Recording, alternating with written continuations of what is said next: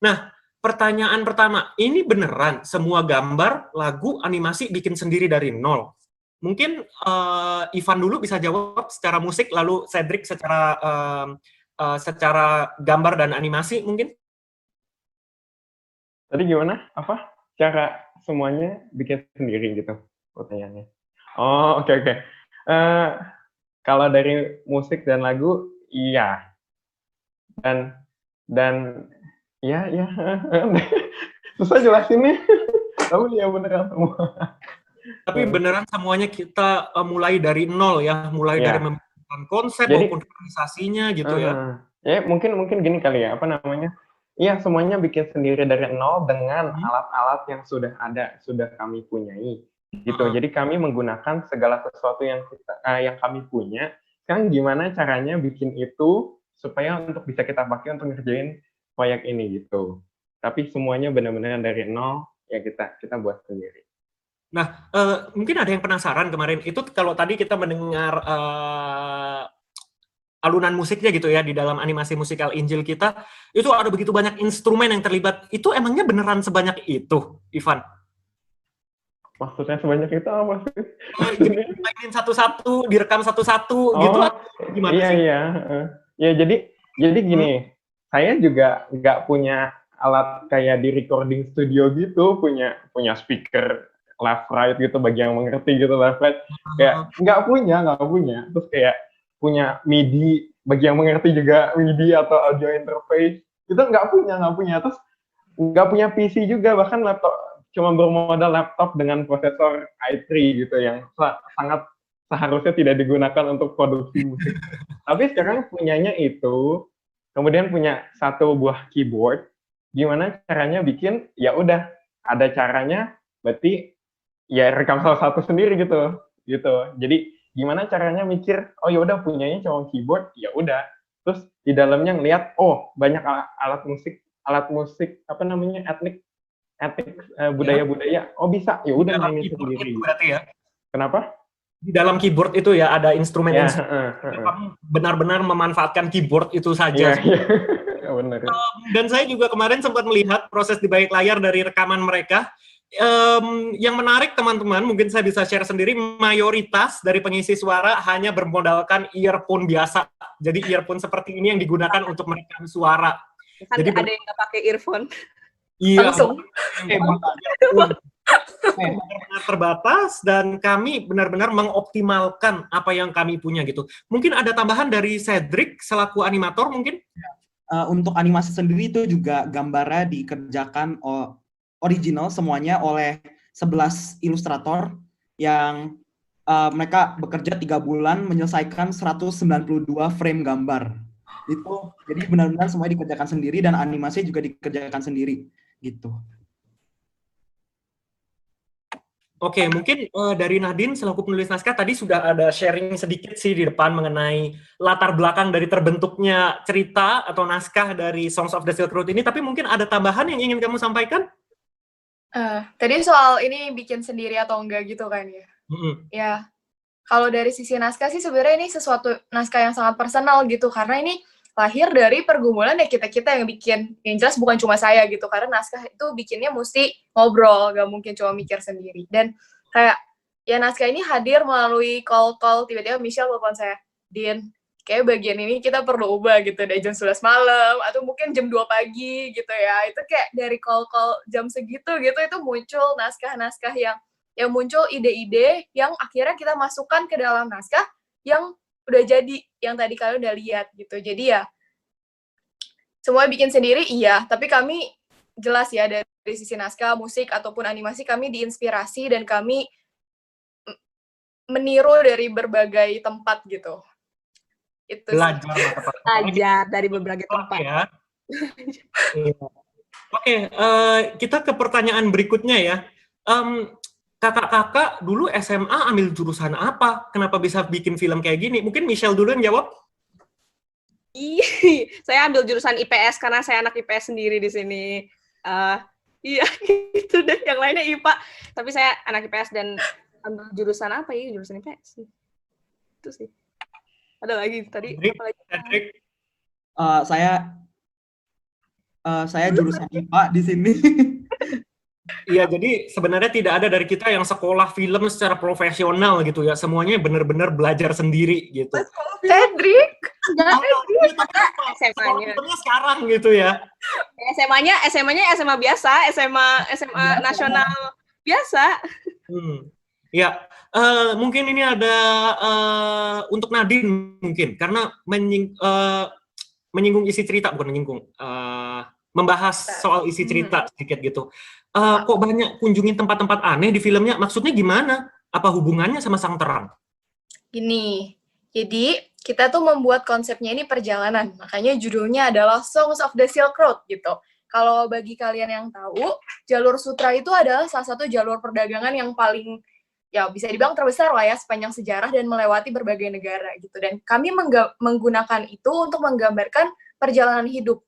Karena sepanjang hidup pasti kita akan bertemu berbagai macam orang dengan berbagai macam cara pikir yang kita sebelumnya mungkin nggak bakal sadar gitu. Ada orang mikir kayak gitu gitu ya, ada orang yang kayak model aneh kayak gitu gue baru ketemu ini gitu kan. Itu bisa ada gitu, dan itu kami wakilkan melalui tempat-tempat fiksional seperti Sanam, Prasada, atau Guhya dan sebagainya, dan masing-masing tempat tersebut itu mewakili cara pikir tertentu gitu yang hendak kami bahas gitu.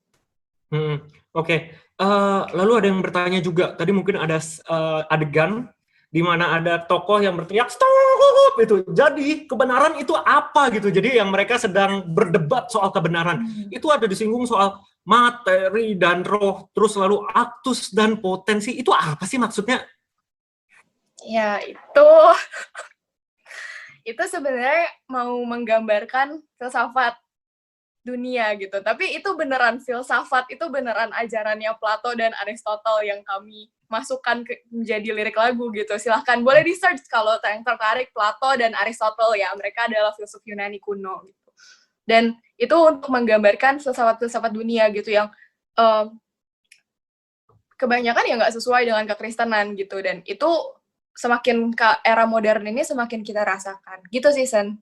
Oke. Nah, apakah cerita Sotser ini dari kisah nyata? Kayak yang tadi saya bilang, Sotser ini lahir dari pergumulan kita. Tapi Sotser ini sendiri kisah fiksi gitu. Jadi sesuatu yang real ada di dunia nyata, pergumulan kami ini gitu sebagai mahasiswa maba gitu. Itu ya kami ngobrol-ngobrol dan kami rumuskan menjadi sebuah kisah fiksi yang mewakili pergumulan ini gitu. Jadi dari kisah nyata, iya, tapi bukan kisah nyata juga. Gitu. Jadi sebenarnya visualisasi itu hanya untuk menunjukkan supaya menarik seperti itu ya. Dan di diktat kuliah gitu yang sesi perkuliahan yang pidato panjang gitu. Jadi untuk dibikin menarik dan lebih relatable atau lebih terkait gitu dengan penonton, maka kita akalin gitu, kita akalin dengan membuat setting-setting tempat yang bermacam-macam seperti tadi. Nah, dari story Michelle ada ngomong proyek ini Beyond Quarantine. Maksudnya gimana? Ya, proyek ini Beyond Quarantine karena awalnya mulai proyek ini ya benar-benar karena tiba-tiba kami semua ya ada pandemik gitu, jadi kami semua di rumah dan sekolah tiba-tiba nggak jelas mau online mau masuk gitu. Jadi kami ya akhirnya ada celutukan gitu, apakah mau kita membuat masa-masa pandemik ini di rumah gabut nggak ngapa-ngapain itu menjadi berguna. Awalnya kayak gitu sih, hanya bener pengen produktif, maksudnya berkarya di masa pandemik ini. Cuman ketika waktu kami mulai tadi eksplor naskah lagi dan mulai kerjain bener-bener dan melihat, awalnya sih mulai milih naskah mau bikin baru atau mau melanjutkan Sotser ini, itu juga mulai dari situ baru kerasa sih kayak oh tunggu, ternyata apa ya, ini ada sesuatu pesan yang lebih gitu loh, bukan cuma sekedar mengisi liburan lebih produktif gitu, tapi ini tuh ternyata oh Tuhan tuh kasih kita konteks, kasih kita sebuah momen yang tak terduga gitu loh. Jadi ini menjadi, kami akhirnya sepakat bahwa ini adalah lebih dari ya proyek Quarantine, ini adalah sebuah sepertinya Tuhan mau bekerja lewat karya ini gitu. Ya, saya sharing sedikit ya dari sudut pandang pribadi saya begitu. Saya melihat proyek Sotser ini menjadi sebuah momen yang sangat berharga gitu buat saya, karena mungkin sebelumnya saya punya sosial, membahas isu-isu politik, dan saya merasa itu bukan konteks yang tepat gitu untuk menyatakan menghidupi iman saya sendiri di situ.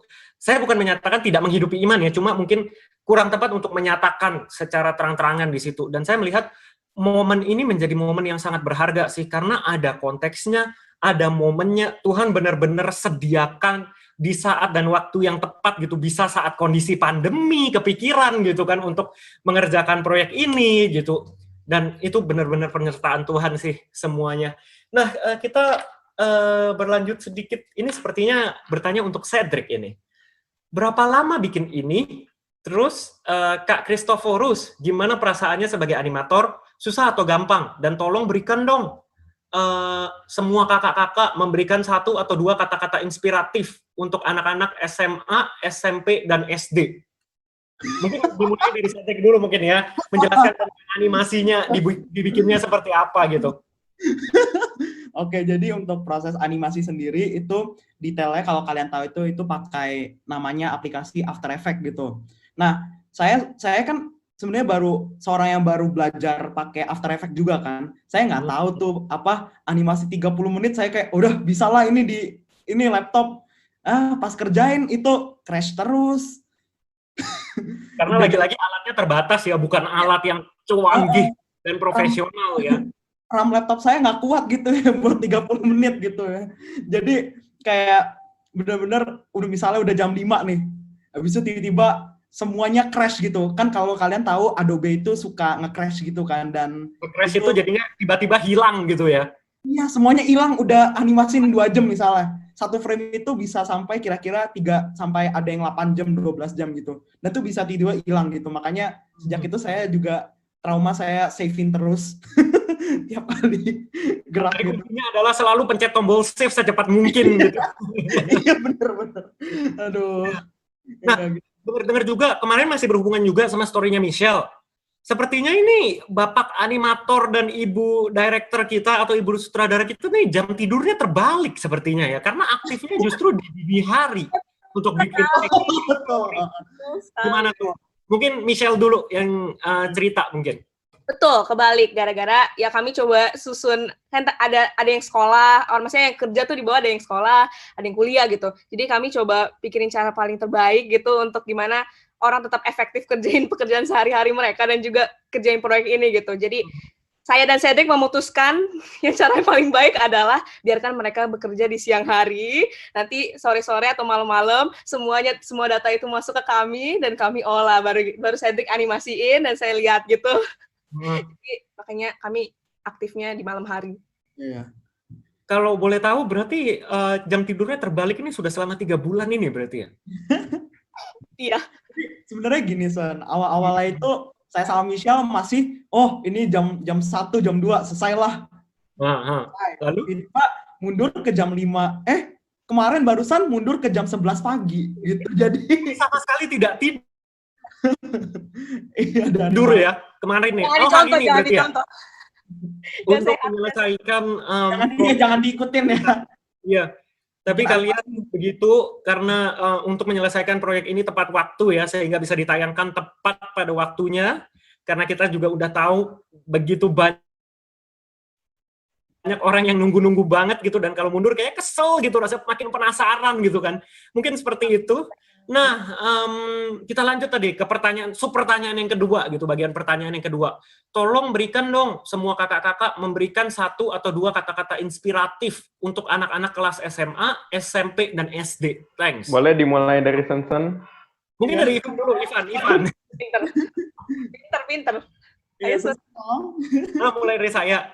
Iya, ini sih dalam setiap proyek pelayanan ya, yang ya kembali lagi sharing dari point of view atau sudut pandang saya sebagai general manager gitu yang ikut menangani divisi hubungan masyarakat.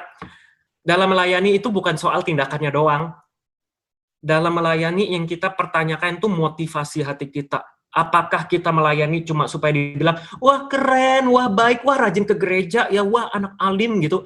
Atau memang, ya saya tahu saya harus melakukan ini karena saya tahu ini pekerjaan Tuhan. Jadi, saya merasa itu sebuah kebiasaan yang baik sih, selalu mempertanyakan diri terlebih dahulu. Ini kamu ngerjain untuk siapa sih? kamu bertanggung jawaban di hadapan siapa? Makna proyek ini apa buat kamu? Jadi seperti itu. Jadi pelayanan nggak cuma asal mengerjakan banyak agenda gitu. No, tapi kita coba ingat lagi, kita trace back lagi, ya sama, saya juga gitu. Kadang kita juga terjebak gitu.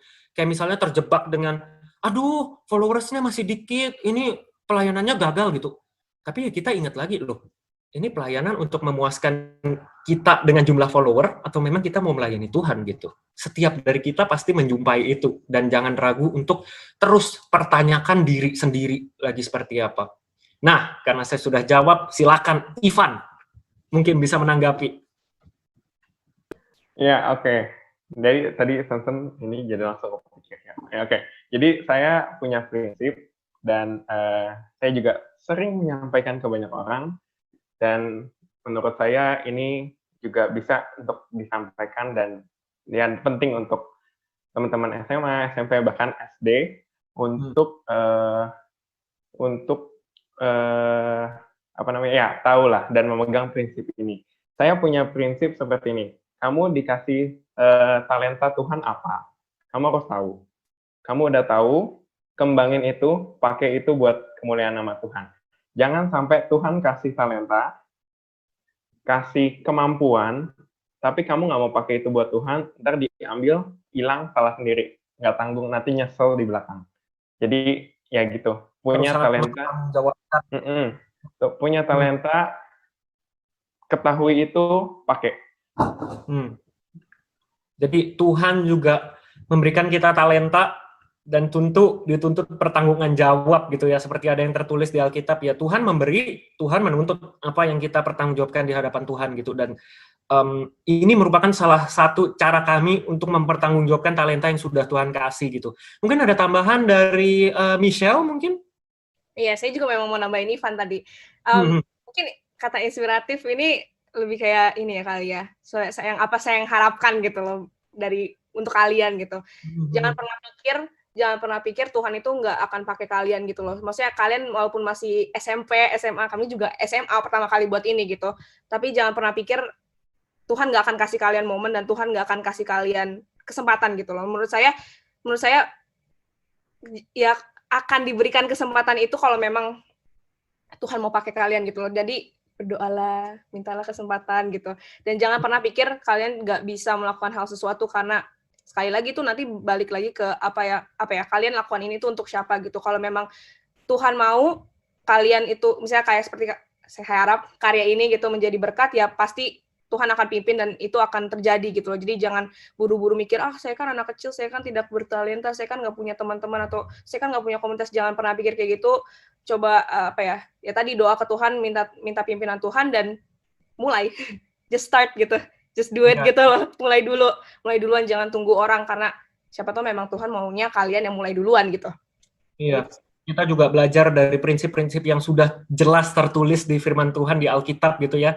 Dan ya itu sama dengan visi kami, bukan hanya membaca tapi ikutlah menghidupi apa yang engkau baca gitu, apa prinsip-prinsip kebenaran yang diajarkan di Alkitab. Nah, Nadine mungkin dari sisi Nadine seperti apa kira-kira? Ya kalau tadi Ivan udah dari musik, Michelle dari directing gitu ya. Kalau saya lebih ke nulis lah ya. Kalau dari saya sih yang penting itu bukan gimana cara nulis dengan sangat baik, merancang skenario yang wah dengan plot twist yang gila banget gitu. Enggak sih. Yang paling penting dari nulis itu buat saya adalah punya message. Karena kalau message kalian udah jelas, mau ngomong apa sebenarnya gitu, apa pesan yang hendak kalian sampaikan, kalau itunya udah jelas, nanti bungkusannya ngikut gitu. Karena kayak misalnya kalian ke supermarket, kalian kan datang untuk membeli isinya, bukan lihat bungkusannya cantik gitu. Walaupun bungkusan juga berpengaruh gitu, tapi nanti bungkusannya tuh nyusul. Yang lebih penting tuh isinya. Kalau dari nulis sih kayak gitu. Dan yang terpenting tuh kayak bukan kalian yang hebat, bukan kaliannya yang kayak gila bisa jago banget gitu, tapi kayak ya bergantunglah sama Tuhan gitu. Karena kita kerjain semuanya juga buat Tuhan. Gitu. Iya, yang terus-menerus kita ingat message atau pesan yang kita sampaikan itu yang menjadi yang utama gitu, bukan bungkusannya. Bungkusannya itu ngikut lah istilahnya seperti itu. Jadi jangan sampai kehilangan fokus. Nah, ada yang bertanya juga nih, siapa yang sponsorin proyek ini? Mungkin Ivan, maaf, mungkin Michelle bisa menjawab? Yang sponsorin Mm-mm. ke dalam hal apa nih? Maksudnya dana atau apa? Gak Oke. nggak ada sih. Kami semua menggunakan ya tadi fasilitas yang kami punya aja, yang ada di depan mata aja, yang udah tersedia, dan coba mulai dari situ sih. Nggak ada yang menambahkan dana dari luar atau eksternal. Enggak. Berarti semuanya berjalan dengan mandiri, inisiatifnya juga mandiri, termasuk secara finansial juga mandiri. Itu juga masih berhubungan dengan pertanyaan satu lagi. Sepertinya tadi saya sempat membaca, sebentar. Nah, proyek ini menggunakan dana yang besar atau enggak? Dari mana sumber dananya? Seperti yang sudah dijelaskan berulang kali, ini benar-benar atas inisiatif pribadi, tidak ada sponsor, kami bergerak secara independen dalam proyek ini, dan tidak menerima sokongan finansial dari pihak-pihak tertentu, jadi pure murni gitu dari kantong kami sendiri gitu. Mungkin ya uang-uang jajan kami yang kami berikan sebagai persembahan kasih bila seandainya dibutuhkan bantuan finansial gitu. Nah, tadi yang kelupaan nih, sorry nih, ada yang kelupaan nih tadi. Bapak Cedric ini sepertinya. Bapak Cedric itu tadi kan ada yang minta memberikan tanggapan-tanggapan inspiratif gitu untuk anak SMA, SMP, dan SD. Dari kamu belum ini? Aduh, inspiratif ya. Kayaknya lebih ke, mungkin apa yang saya mau omongin itu lebih ke jangan takut berkarya dan jangan maksudnya karya itu, maksudnya jangan takut gagal gitu loh. Kenapa jangan takut gagal? Sebenarnya definisi gagal itu apa sih gitu? Kalau menurut saya sendiri, gagal itu kalau misalnya kalian udah bikin projectnya, tapi kalian sendiri nggak bisa merasakan personal connection, atau kalian sendiri nggak bisa merasakan bahwa project itu personal bagi kalian, itu gagal. Tapi maksudnya bungkusan itu ada macam-macam gitu, dan nggak semuanya pasti bisa bikin bungkusan yang bagus gitu loh. Tapi yang paling lebih penting itu adalah apakah saat kamu bikin project itu, apakah saat kamu berkarya, apakah itu benar-benar sesuatu yang personal bagi kamu gitu loh. Dan menurut saya mau bungkusannya beda-beda, ya itu maksudnya itu nggak bisa, itu tergantung orangnya gitu loh. Yang penting tuh apakah kamu benar-benar berkarya untuk benar-benar itu menjadi satu yang personal dan speak to you gitu. Itu. Nah, ini untuk menutup sesi Q&A atau tanya jawab, ada satu pertanyaan terakhir yang menurut saya penting untuk dijawab. Apa yang menjadikan kalian tetap kokoh di dalam struggle kehidupan, sekaligus telling God's grace?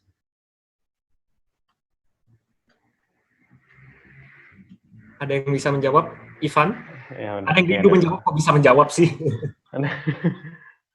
Ya, apa yang tetap membuat kokoh, yang saya rasakan itu adalah Tuhan yang pegang. Tuhan yang pegang, yang memampukan kita bisa tetap pegang Tuhan. Seperti yang kita sampaikan. Dan itu benar-benar, ya itu yang kita rasain, yang kami rasain gitu loh. Kayak, percuma juga mau ngomongin kayak, aduh, masa bisa tahan jangan goyah imannya. Nggak bisa, aduh, udah mesti bikin ini, bikin itu, stres, terus imannya dihantam lagi. Ya pekerjaan Tuhan, setan nggak tinggal diam, itu juga berasa banget. Dan nggak ada yang bisa, kita juga nggak mampu gitu loh untuk bertahan kalau nggak ada Tuhan yang pegang. Dan yang saya percaya dan saya rasakan adalah yang